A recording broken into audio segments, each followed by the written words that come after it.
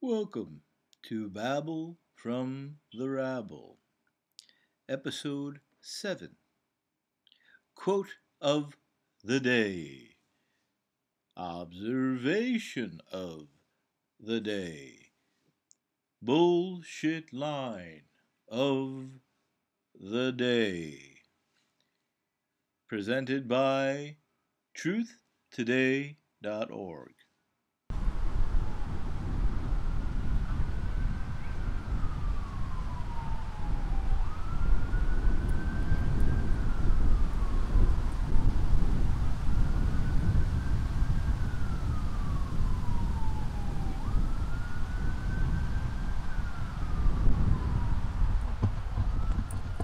Welcome. Truth Today. Babble from the Rabble. You know, I've been doing these episodes. It's episode 7.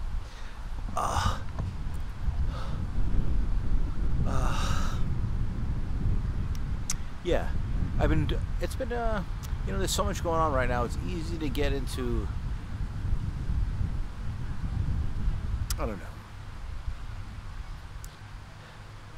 get tense about the situation. But I saw a friend of mine. She introduced me. I was watching this a post. It's a guy. He has a site, Infinite Waters, and it reminded me. He was talking about. He mentioned something that he read from Krishnamurti, and it's very, very poignant for the days we're living in right now. And the quote is, "It is no measure of health to be well adjusted in a profoundly sick society." A lot of layers to that, especially now in a day when we're in the middle of the underpinning of the foundation of this country, the First Amendment. It's been decimated, or a full-blown attack through executive orders and a supposed safety precaution for a virus called COVID-19, a pandemic, which turns out not to be a pandemic. And that is not my opinion. It is just in the numbers.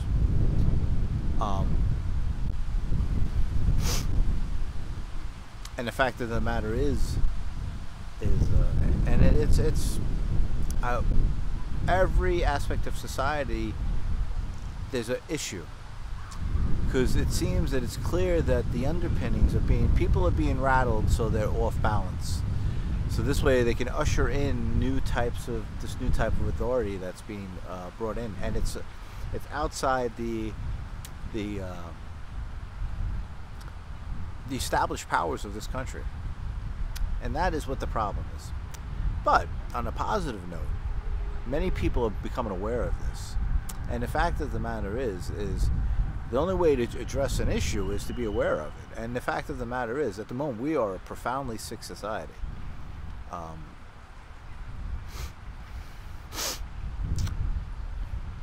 We have it's almost as if the state is becoming a religion, where it's that you do not question the word, you just believe. It's a very dangerous thing. So that's the quote of the day, that reference. It is no measure of great success or no measure of great health to be well adjusted in a profoundly sick society. And and they're ushering in all types of preemptive action regarding health and mental health. And now mental health is coming up. And the danger is, if you look into tyrannies of the past, or even if you look into literature, or look up Dr. Jorge Delgado, and their idea of what society is. I put a quote once before. I have on the website truthtoday.org. There's a menu page where I have I started the daily quotes, but I'm at the moment I got hacked. So at the moment the menu pages aren't working properly. So now I'm just posting on the daily page, just to keep it going. But if you would like to check out, there are still pages open where I have a past quote of Jorge Delgado, and basically, this is not verbatim, but he says that man believes that it is up to him to control his thinking, or that he has free will. This is erroneous. He says man must be controlled for the sake of society, and he's the guy who is at the forefront of chips, doing chip implants. And you can see one of his videos of the experiment on TV where he implanted a bull, and he was able to stop the bull in its tracks with a chip implanted in his head. Now, if you tie that into artificial intelligence, what preemptive security is, cybersecurities, biosecurities, look into DARPA, look into HARP. It's frightening. And artificial intelligence, there was a summit, and I forget which university it was, and they were having a discussion, a panel discussion, very controlled.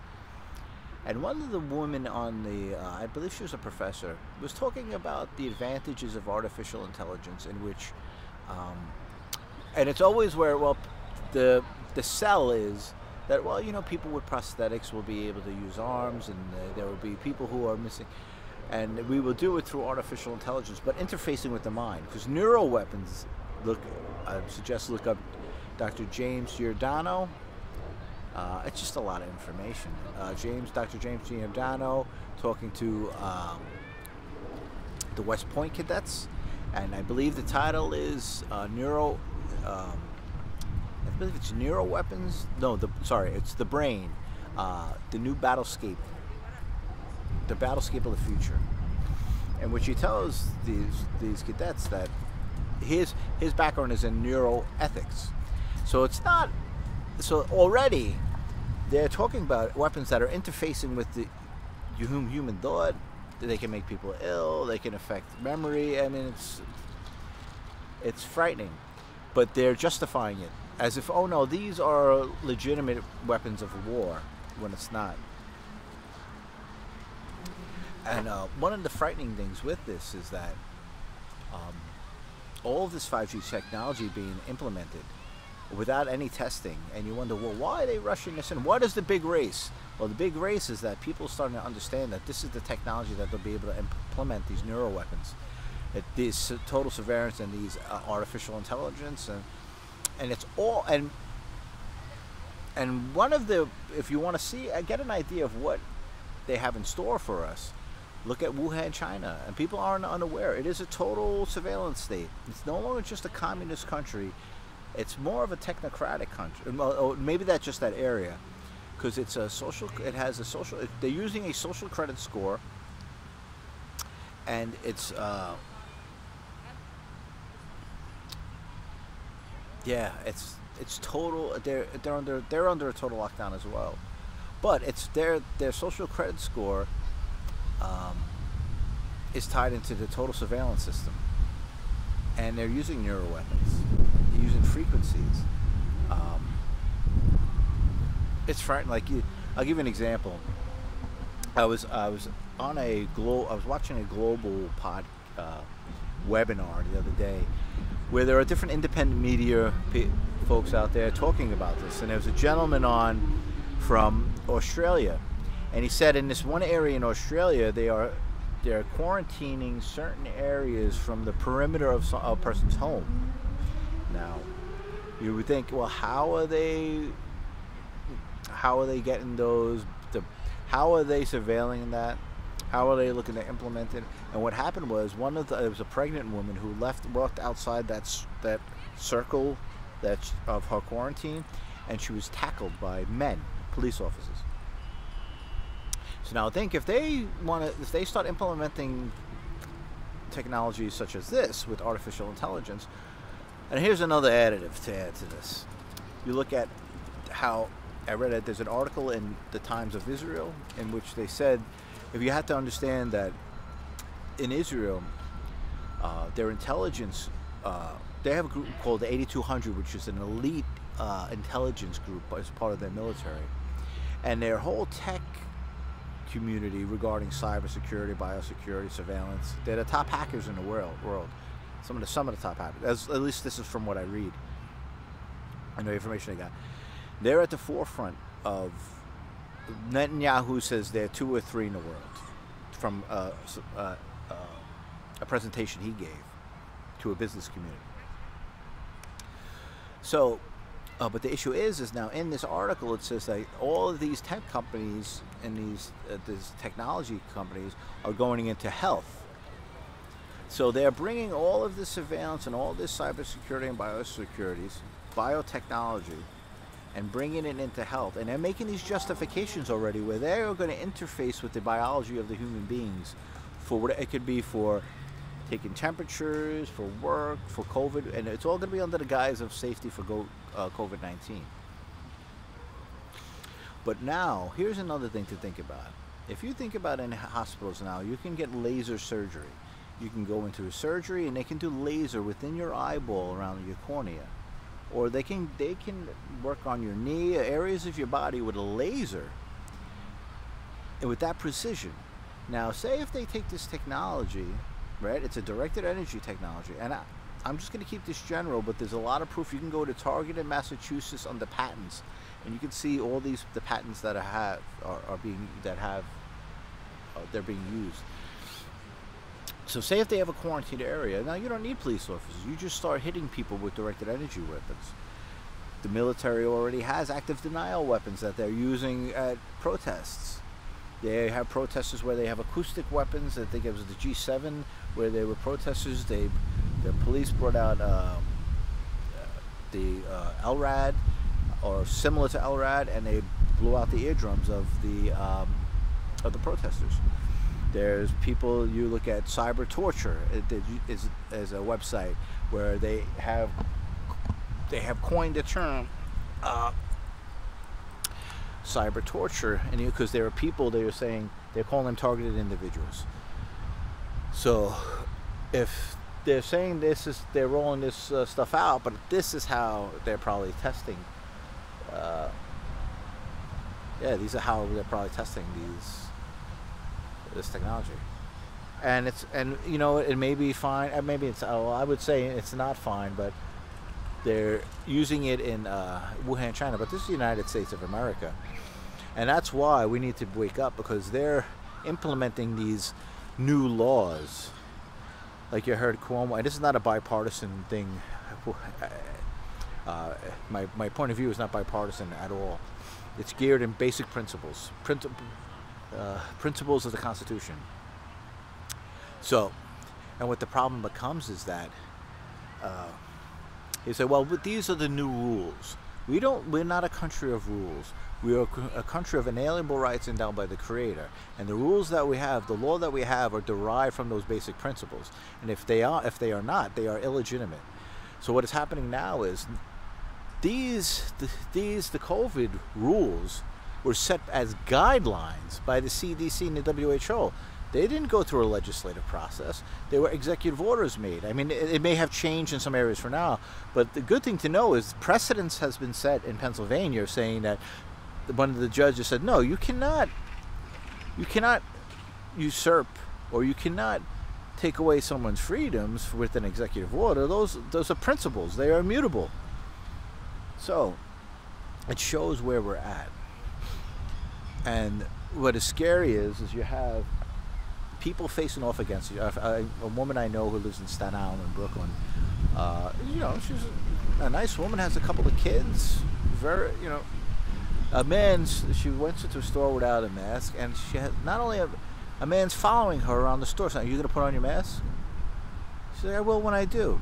But there was no one around her. The only reason there was someone around was because this guy comes up behind her and starts following her, asks her, why don't you have your mask on? So it's sickness. And that's what's happening. This is a type of, I don't want to go too much into detail, but so this is the basics, right? This is what the quote is, and this is my observation. Well, this is my observation. It is no measure of health to be well-adjusted in a profoundly sick society. Is this a sick society? If we're honest with us, and are we acting from our principles? The First Amendment. Now this is just going, here's a principle we have, are we acting from it? Right? That's just an honest, and if we're not, then we are not acting honestly, or we are not behaving in a healthy manner, right? So the First Amendment is, Congress shall make no law respecting an establishment of religion, or prohibiting the free exercise thereof, or abridging the freedom of speech, or of the press, or the right of the people's peaceable, or the right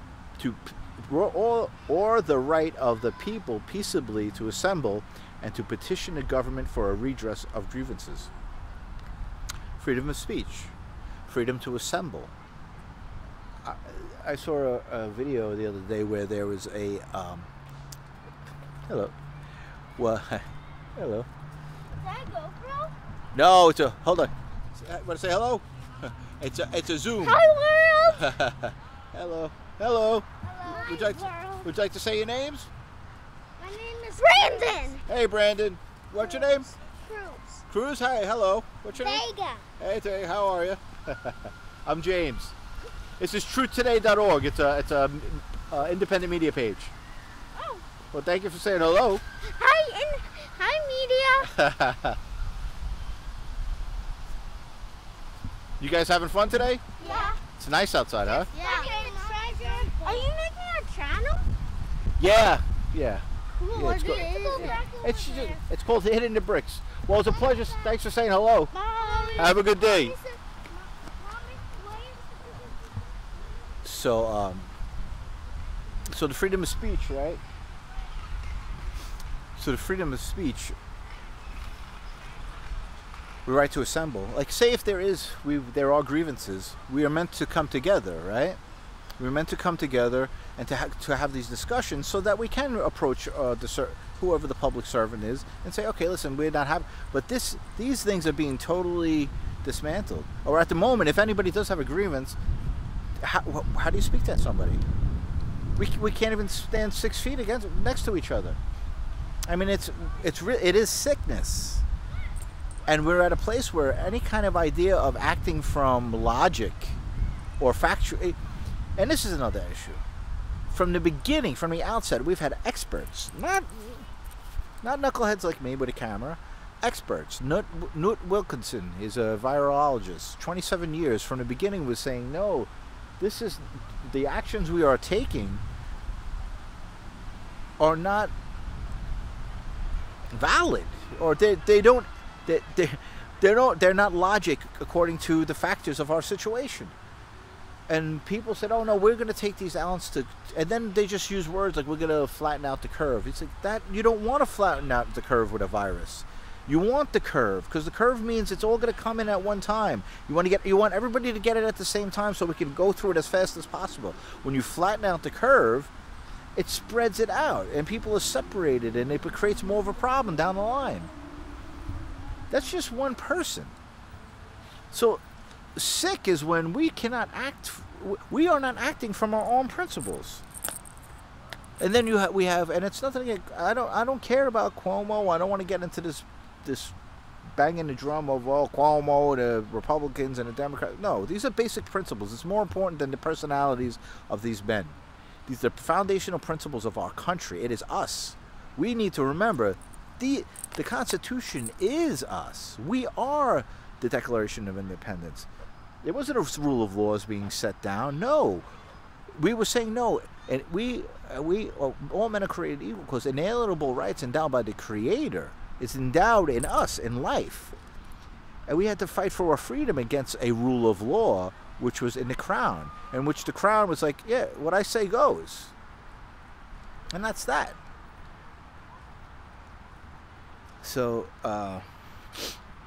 so the idea, just think of the image of grown men.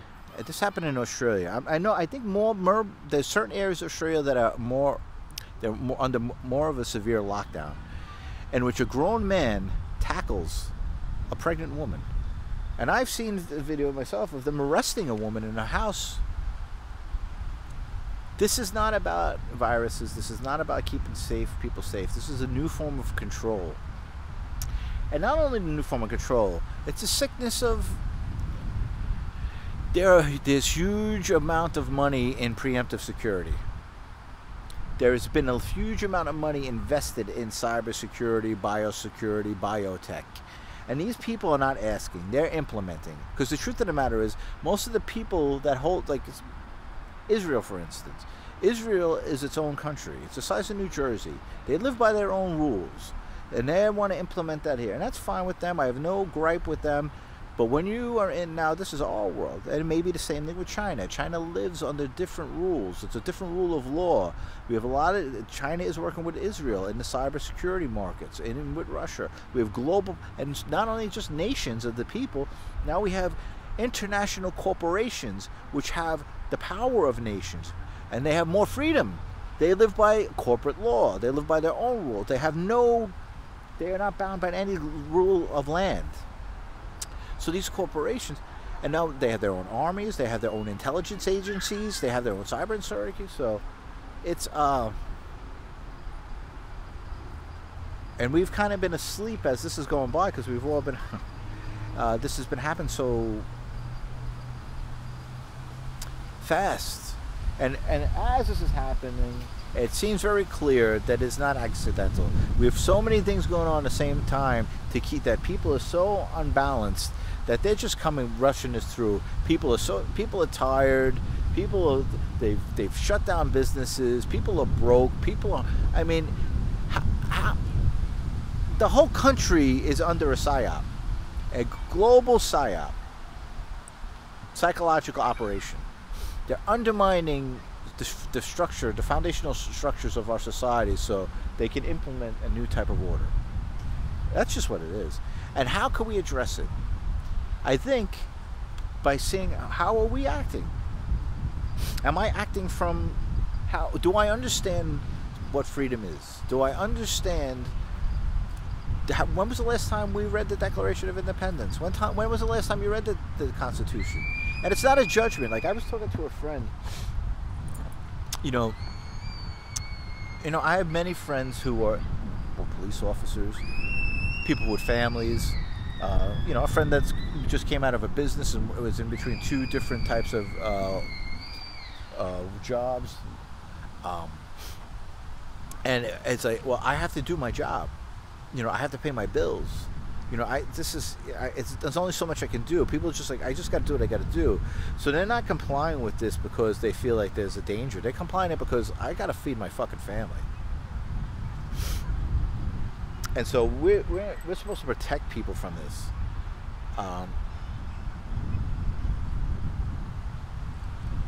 And they're setting people up already. And this is this frightening thing. This is one thing coming up with the Blue Lives, Black Lives Matter movement, where there is legitimate stances within it. What is being set up is, say if they do push this further, because it's simply just for the money invested in it.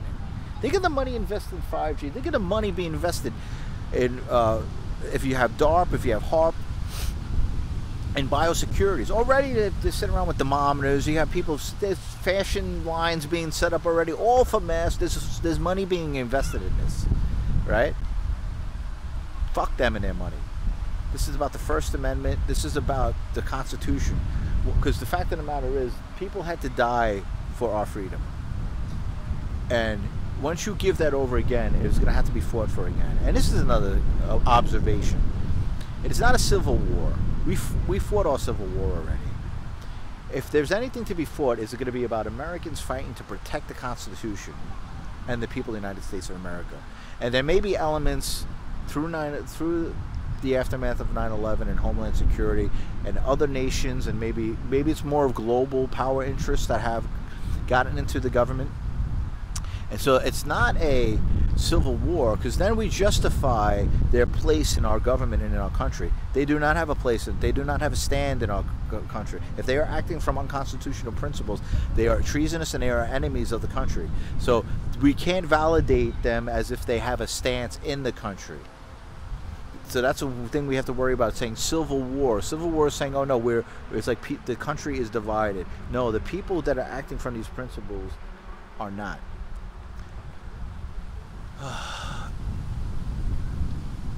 It's a lot to deal with. But how could we, I guess that's, how could I need an honest appraisal of myself. How am I participating in this?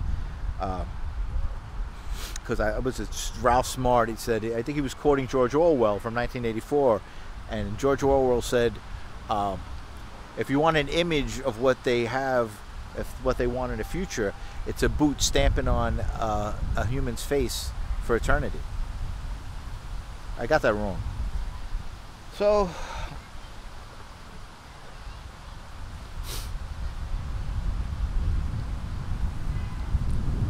bullshit line of the day. Oh, man.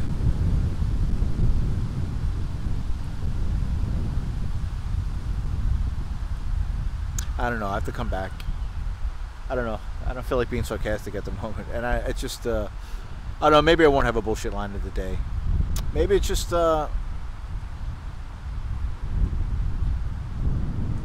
yeah, we have to. Fear is being used as a tool, and it sounds, and it really is. Love is a way to understand what love is. Love is the absence of fear, and even we have to start thinking. It is, and this is what it is as well. It is a war on consciousness, and we have to understand what consciousness is. I'll talk a little bit about. I recently wrote a book. It's not published yet, but occupation. The idea of occupation. What is occupation? Because the nature of thought is something that we need to start understanding. We have to start understanding. We have to start thinking again. We need to start critical thinking. We need to start getting back into educating ourselves and thinking for ourselves. Because right now the media is a 24/7 infomercial, and it's not doing any service to any of us. So anyway, that's Truth Today. That's Babble from the Rabble. Quote of the day, observation of the day. Bullshit line of the day. I don't know. I think I'm going to have to come back with it.